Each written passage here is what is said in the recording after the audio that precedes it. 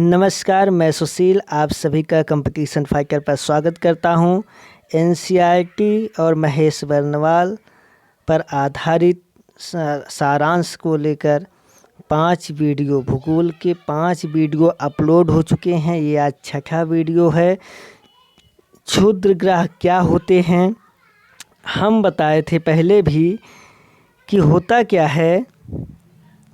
यहाँ देखिए, इस चित्र में हम दिखाते हैं आपको। यहाँ पर बताया गया था आपको कि ये मंगल ग्रह है और ये बृहस्पति ग्रह है। मंगल ग्रह और बृहस्पति ग्रह के बीच में असंख्य छोटे छोटे चट्टानों के टुकड़े लगातार एक पट्टी के रूप में सूर्य की परिक्रमा कर रहे हैं, जिन्हें क्षुद्र ग्रह कहते हैं। ये क्षुद्र ग्रह से ही उत्पन्न हैं। अगर हम सूर्य से ग्रहों का क्रम देखते हैं तो बुध का द्रव्यमान सबसे कम होता है, उसके बाद शुक्र का द्रव्यमान थोड़ा ज़्यादा होता है, पृथ्वी का द्रव्यमान उससे ज़्यादा होता है, लेकिन मंगल का द्रव्यमान अचानक से कम हो जाता है। बुध के बाद शुक्र का द्रव्यमान, शुक्र से ज़्यादा पृथ्वी का द्रव्यमान, लेकिन मंगल का द्रव्यमान कम हो जाता है, बृहस्पति का द्रव्यमान और ज़्यादा होता है। तो माना जाता है कि मंगल ग्रह पर, जैसे मान लेते हैं कि ये मंगल ग्रह है, तो इस मंगल ग्रह पर कोई चट्टान, कोई पिंड आके तेजी से टकराया, जिससे तीव्र विस्फोट हुआ और इस मंगल से असंख्य छोटे छोटे टुकड़े टूटकर अलग हो गए और यह बृहस्पति के गुरुत्वाकर्षण प्रभाव के अधिक होने के कारण बृहस्पति की ओर खिंच गए और इस तरह से एक पट्टी का निर्माण किए मंगल और बृहस्पति के बीच में, जो लगातार सूर्य का चक्कर लगा रहे हैं। इन्हें क्षुद्र ग्रह कहा जाता है या क्षुद्र ग्रह की पट्टी कहा जाता है। उसके बाद आता है कि उल्का पिंड क्या होते हैं। उल्का पिंड का मतलब होता है कि बहुत से हमारे सौरमंडल में बहुत से पिंड हैं जो इधर उधर अनियमित रूप से, चट्टानों जैसे पिंड हैं जो इधर उधर अनियमित रूप से गति कर रहे हैं। तो यही उल्का पिंड, ये उल्का पिंड गति करते करते क्या होता है, कभी किसी ग्रह के वायुमंडलीय क्षेत्र में आ जाते हैं। जैसे मान लेते हैं कि कोई एक उल्का पिंड है, वह गति करते करते बृहस्पति की ओर चला गया बृहस्पति खिंचाव के कारण, तो बृहस्पति पर गिरा, तो बृहस्पति पर टकराया। और मान लेते हैं कि अगर बृहस्पति आगे निकल गया, बृहस्पति के खिंचाव के कारण या बृहस्पति की ओर आगे बढ़ा, लेकिन बृहस्पति भी लगातार गति कर रहा है या आगे निकल गया, तो ये इसके पीछे, ये पीछे निकल गया, ये जो उल्का पिंड है या पीछे निकल गया और जाके यहाँ पर शनि से टकरा गया। तो इस तरह से ये इधर उधर गति करते हैं, टकराते हैं। ऐसी ही घटना यहाँ पर होती है पृथ्वी को लेकर। जैसे कि कोई उल्का पिंड है, वह आया मंगल ग्रह पे टकराया और मंगल ग्रह पर बड़े बड़े गड्ढों का निर्माण किया, क्रेटर का निर्माण किया।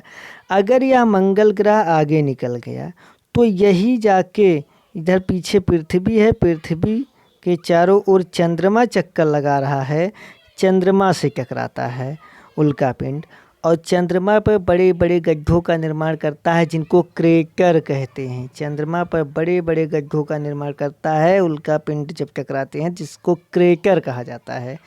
और चंद्रमा भी लगातार गति कर रहा है। चंद्रमा आगे निकल गया तो जाके पृथ्वी के वायुमंडल में पहुंच गया। जब पृथ्वी के वायुमंडल में पहुंच गया तो क्या हुआ कि ये पृथ्वी से टकराएंगे, पृथ्वी के वायुमंडल में प्रवेश करेंगे। तो इसको हम यहाँ समझते हैं कि ये क्या होते हैं। जैसे ये पृथ्वी है और ये पृथ्वी का वायुमंडल है और कोई उल्का पिंड इस तरह से टहलते टहलते आया और ये पृथ्वी के वायुमंडल में प्रवेश किया। जैसे ही कोई उल्का पिंड पृथ्वी के वायुमंडलीय क्षेत्र में प्रवेश करता है तो क्या होता है कि वायुमंडल के वायु के घर्षण द्वारा, वायुमंडल यानी पृथ्वी का जो वायुमंडल है, वहाँ से जो वायु होता है उससे घर्षण द्वारा ये उल्का पिंड जलने लगता है तेज़ी से। अब जब तेज़ी से जलने लगता है तो ये जलते हुए पृथ्वी की ओर आता है, जलते हुए पृथ्वी की ओर आता है तो हमको ये चमकता हुआ दिखाई देता है पृथ्वी की ओर गिरते हुए, जिसको टूटता हुआ तारा कहते हैं। इसे टूटता हुआ तारा कहा जाता है। और जब यह पूरी तरह से जल जाता है, जब यह पूरी तरह से जल जाता है और पृथ्वी पर पहुँचते पहुँचते पूरी तरह से समाप्त हो जाता है, तो उस भाग को उल्कास्म कहा जाता है। उस भाग को उल्कास्म कहते हैं। और कभी कभी क्या होता है कि ये पूरी तरह से नहीं जल पाता है और आके पृथ्वी की सतह पर उसका बचा हुआ भाग, उल्कापिंड का बचा हुआ भाग टकराता है। उसे उल्कापात कहा जाता है। उल्कापात। तो यहाँ पे 3 टर्म समझे गए। क्या क्या? कि ये पृथ्वी है और ये उसका वायुमंडल है। यहाँ से कोई उल्कापिंड आया और हमारे वायुमंडल में प्रवेश किया तो वायु की घर्षण द्वारा ये जलने लगा, चमकने लगा। तो चमकते हुए सितारे की जैसे नीचे की ओर गिर रहा है, इसको टूटता हुआ तारा या शूटिंग स्टार कहा जाता है। टूटता हुआ तारा या शूटिंग स्टार कहते हैं। जब यह पृथ्वी तक पहुँचते पहुँचते, पृथ्वी की सतह तक पहुँचते पहुँचते पूरी तरह से जल जाता है तो इसको उल्कास्म कहा जाता है। उल्कास्म कहा जाता है। और जब यह पूरी तरह से नहीं जल पाता है तो इस उल्कापिंड का बहुत सा टुकड़ा बच जाता है, तो वह पृथ्वी की सतह पे आके टकराता है। इसको उल्कापात कहते हैं। इसे उल्कापात कहते हैं। और जब यह पृथ्वी की सतह पे टकराता है तो पृथ्वी की सतह पर गड्ढों का निर्माण हो जाता है, जिसे क्रेटर कहा जाता है। पृथ्वी की सतह पर गड्ढे का निर्माण हो जाता है, जिसे हम लोग क्रेटर कहते हैं। चट्टानों से बने हुए असंख्य पिंड सौरमंडल में अनियमित रूप से इधर उधर घूम रहे हैं, उन्हें उल्का पिंड कहते हैं। जब ये उल्का पिंड घूमते हुए चंद्रमा की सतह से टकराते हैं तो वहाँ गड्ढों का निर्माण हो जाता है, जिन्हें क्रेटर कहा जाता है। कमेंट बॉक्स में आप बताइएगा कि चंद्रमा पर निर्मित सबसे बड़े क्रेटर का नाम क्या है। जब चंद्रमा गति करते हुए आगे निकल जाता है, तो जैसे ये पृथ्वी है और इसके चारों चंद्रमा चक्कर, चंद्रमा गति करते हुए आगे निकल गया तो ये क्रेटर आके पृथ्वी के वायुमंडल में आ गया। तो पृथ्वी के वायुमंडल में क्या होता है कि वो घर्षण द्वारा, वायु की घर्षण द्वारा जलने लगता है, जिसको टूटता हुआ तारा या शूटिंग स्टार कहा जाता है। उम्मीद करता हूँ ये समझ में आया होगा। यहाँ पर एक बात ध्यान देने की, रेड रेन क्या होता है। रेड रेन का मतलब है कि जैसे ये पृथ्वी है और ये इसके चारों ओर का वायुमंडल है, तो जब यहाँ से उल्कापिंड आया तो ये पृथ्वी के वायुमंडल में आया। तो पृथ्वी के वायुमंडल में आने पर जो इस उल्कापिंड की धूल है या राख है, जो भी है, जलने पर जो राख हुई या जो इसके साथ धूल है, वह पृथ्वी के वायुमंडल में मिल जाती है। पृथ्वी के वायुमंडल में मिल जाती है। पृथ्वी के वायुमंडल का घनत्व तो बढ़ जाता है और यही उल्कापिंडीय जो धूल है यह संघनित होकर बादल का निर्माण करती है और रेड रेन करती है, लाल वर्षा, जो कि केरल में रेड रेन की घटना देखने को मिली है।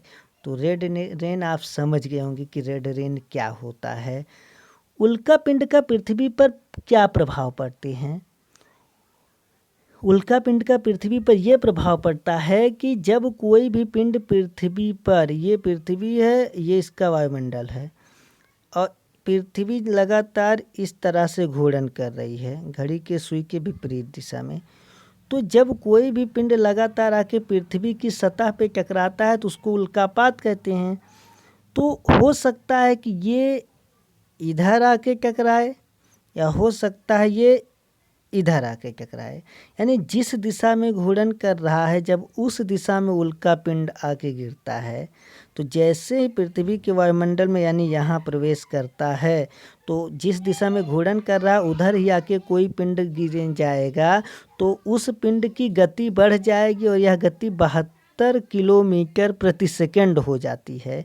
और इस दिशा में, यहाँ पर ये घूर्णन की विपरीत दिशा में अगर कोई पिंड आके गिरता है उल्टा, तो पृथ्वी आगे की ओर जा रही है घूर्णन करते हुए और ये उसके पिछले भाग की ओर आके कोई उल्का पिंड गिर रहा है, तो यहाँ पर जैसे वायुमंडल में ये उल्कापिंड आता है, इसकी गति धीमी हो जाती है 12 किलोमीटर प्रति सेकेंड। तो घूर्णन की दिशा में 72 किलोमीटर प्रति सेकेंड उल्कापिंड की गति हो जाती है, और घूर्णन के विपरीत दिशा में आता है तो वह 12 किलोमीटर प्रति सेकेंड उसकी गति हो जाती है। अब इसका कुछ प्रभाव भी देख लेते हैं कि क्या प्रभाव है। कि ये पृथ्वी है, ये लगातार इस तरह से चक्कर लगा रही है, तो अगर यहाँ से उल्कापिंड इस दिशा में आया तो घूर्णन की दिशा में, तो जिस दिशा में ये घूर्णन कर रहा है उसी दिशा में कोई उल्कापिंड टकराएगा तो इसकी ये घूर्णन की गति बढ़ जाएगी, घूर्णन की गति बढ़ जाएगी, है ना। अर्थात ये जो अपने अक्ष पर लगातार ऐसे घूर्णन कर रहा है इसकी गति बढ़ जाएगी। अगर ये इसके पिछले भाग की ओर आके टकराया तो इससे क्या होगा कि इसके घूर्णन की गति कम हो जाएगी, अच्छी गति धीमी हो जाएगी। और अगर आके बीच में इस तरह से टकराया तो तब भी किसी चीज़ के टकराने से क्या होगा, किसी चीज़ के किसी वस्तु पर टकराने से उसकी गति धीमी हो जाएगी। ठीक, ये बात है। तो उम्मीद करते हैं ये प्रभाव समझ में आया होगा। पृथ्वी पर क्या प्रभाव पड़ता है जब यहाँ पर इसके वायुमंडल में ये उल्कापिंड आया, यहाँ पृथ्वी के वायुमंडल में, तो जो धूल था वह पृथ्वी के वायुमंडल में मिल जाता है, जिससे वायुमंडल का घनत्व बढ़ जाता है, और यही बाद में रेड रेन का कारण होता है। और जब घनत्व बढ़ जाता है तो पृथ्वी का द्रव्यमान भी बढ़ जाता है। ठीक, और इन क्रेटरों से, इन उल्कापिंडों से ही जब ये उल्कापिंड आके पृथ्वी की सतह पर टकराते हैं तो बड़े बड़े उल्कापाती क्रेटर्स का निर्माण होता है। तो ये पृथ्वी पर उल्कापात का क्या प्रभाव पड़ता है हमने यहाँ पर देखा। एक पॉइंट यहाँ पर और बताना था कि धूमकेतु क्या होता है। धूमकेतु, धूमकेतु जो है, जैसे कि ये सूर्य है, ये बुध है, शुक्र, पृथ्वी, मंगल, और यहाँ पर क्षुद्र ग्रहों की पट्टी है, उसके बाद बृहस्पति, शनि, अरुण, वरुण। तो सबसे लास्ट में इस वरुण यानी नेपच्यून की कक्षा के बाद में बहुत से छोटे छोटे पिंडों की एक बेल्ट है। बहुत से छोटे छोटे पिंडों की, नेपच्यून की कक्षा के बाद बहुत से छोटे छोटे पिंडों की एक बेल्ट है जिसे कुइपर बेल्ट कहा जाता है। कुइपर बेल्ट या कुइपर मेखला कहा जाता है। तो कुइपर मेखला से क्या होता है कि यहाँ पर कुइपर मेखला है नेपच्यून की कक्षा के बाद, यहाँ से पिंड क्या होते हैं, ये बड़े भी हो सकते हैं, छोटे भी हो सकते हैं। ये गति करते करते क्या होता है, ये सूर्य के वातावरण यानी क्रोमोस्फीयर के पास आ जाते हैं, सूर्य के पास आ जाते हैं। जब सूर्य के पास आ जाते हैं तो क्या होता है, ये सूर्य के प्रभाव से ये क्या होता है, जलने लगते हैं। तो जब ये जलने लगते हैं तो ये इस तरह से पीछे की ओर इसमें जलती हुई पूंछ दिखाई देती है। ठीक है, तो इसको पुच्छल तारा कहा जाता है। ये जो पिंड होते हैं इनको धूमकेतु कहते हैं, और इसको पुच्छल तारा कहा जाता है। जब ये जलने लगते हैं पीछे पूंछ जलती हुई दिखाई देती है। ये बहुत बड़ी, सैकड़ों मीटर तक ये पूंछ हो सकती है, इसे पुच्छल तारा कहते हैं। और ये आगे के जो भाग होता है इसे कोमा कहा जाता है। तो उम्मीद करता हूँ ये बात समझ में आई होगी। Thanks for watching this video. Next video जल्दी ही लेकर आएंगे।